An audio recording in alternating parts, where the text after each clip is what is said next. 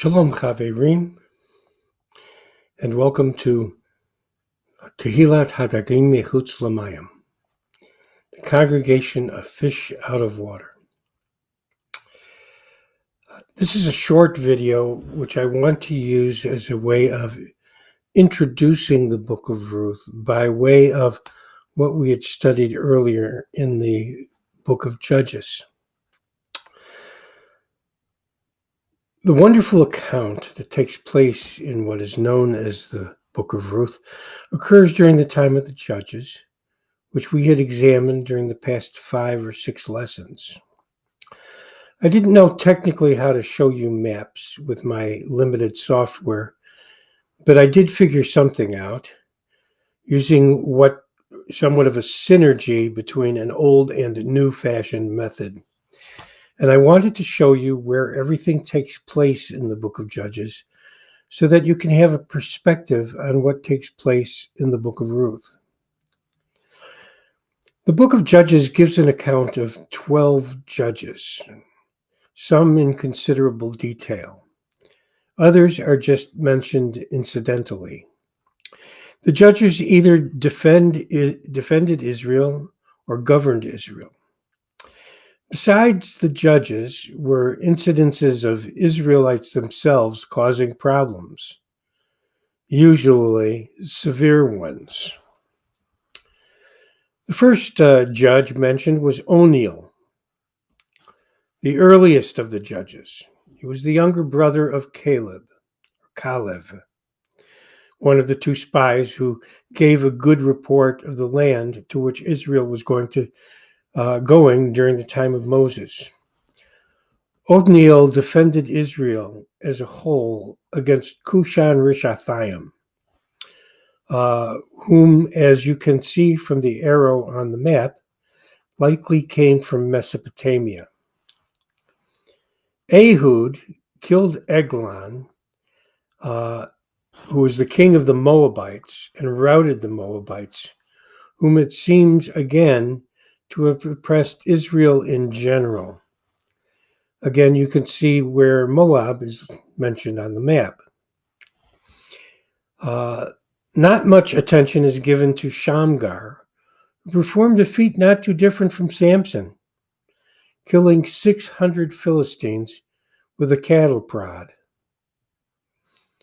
Deborah, united with Barak and by chance Yael, defeated the Canaanites in the valley of Megiddo. Gideon defeated the Midianites in the valley of Megiddo. Abimelech was not a judge. He was the illegitimate son of Gideon, whose mother was from Shechem, which at the time was pagan.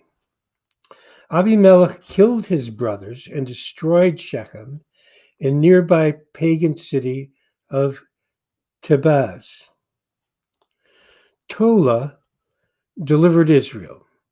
We know nothing else except that he was from Issachar and lived and died in Ephraim. We know nothing of Yair except that he had a large family and was by implication wealthy. He lived in Gilead, in the land on the east side of the Jordan Valley. Yeftach, the son of a prostitute, defended Gilead against Ammon, but then fought against Ephraim in a civil war, killing 42,000 Ephraimites, Ephraim being one of the tribes of Israel, a descendant of Joseph. Ibzan, like Yair, was likely wealthy. He was from Bethlehem of Judah, but there is no indication that he was engaged in any element of warfare. And notice where he's from, and notice again the absence of warfare. Elon was from Zebulun. Abdon was apparently wealthy. He lived and died in Ephraim. We know nothing of any involvement that he might have had in combat, But we know from this account that Ephraim was infested that is, the Ephraimite territory was infested by Amalekites, who were the mortal enemy of Israel. Samson was from Dan. The events of his life could have taken place before or after the invasion by the Danites of Lachish, which, as we recall, is up north.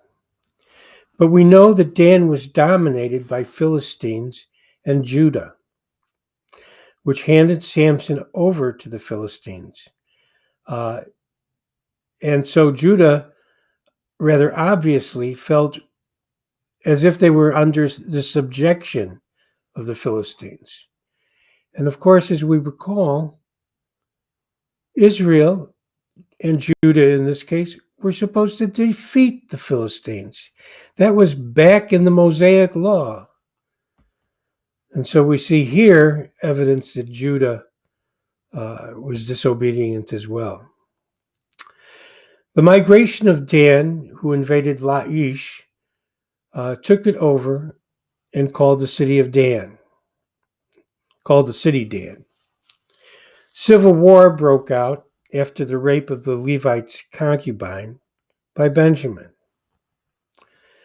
From our view of the maps, we see that the northern territory and much of Gilead, what was east of the Jordan, were chaotic and disobedient to God during this time. And as we'd mentioned in the previous lesson, it was foretold of what was to take place when the entire kingdom of Israel, was divided after the reign of Solomon. Solomon being the third king of Israel. We're going to get into that when we look at 1 Samuel. Judah, or Yehudah, was not exempt from the chaos. And we still see a contrast, nevertheless, with the north. But it still had its problems. The kingdom was divided into north and south. North would be Israel. South would be the kingdom of Judah. The northern kingdom went into exile a little over 100 years before the southern kingdom did. And we see why. We see the foretelling of that event here in the book of Judges. And so I say that Judah was not exempt from this chaos. And we'll see that in contrast to the north, but it still had its problems. We'd seen that in her willing subjugation to the Philistines during Samson's time. We see it here in our introduction to the story of Ruth, which began as the result of famine. Famines were often seen as a sign of God's judgment.